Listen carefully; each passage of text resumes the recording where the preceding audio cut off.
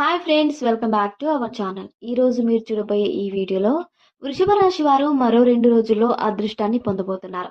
ఈ అదృష్టం కారణంగా ఈ రాశి వారు ధన లాభాన్ని ఎలా పొందబోతున్నారు, అలాగే ఈ రాశి వారు జీవితంలో ఉన్న సమస్యలు పరిష్కారం అవ్వడానికి ఏ దేవత ఆరాధన చేయాలి అనే విషయాలను తెలుసుకుందాం. ఈ వృషభ రాశిలో జన్మించిన వారు తమ జీవితంలో చిన్నప్పటి నుంచి ఎన్నో కష్టాలను అనుభవిస్తారు. అంతేకాకుండా ఈ రాశి వారికి మనోధైర్యం కూడా ఎక్కువగా ఉంటుంది.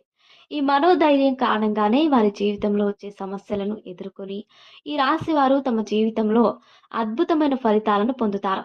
ఈ రాశిలో జన్మించిన వారికి అబద్ధాలు చెప్పడం అంటే ఇష్టం ఉండదు. అలాగే ఈ రాశి వారికి కొంచెం సోమరితనం ఎక్కువగా ఉంటుంది.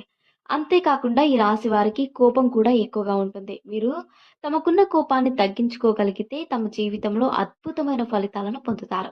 ఈ రాశిలో జన్మించిన వారు వారి పనిలో ఎవరైనా తలదూరిస్తే అస్సలు ఇష్టం ఉండదు. వీరు ఏ పని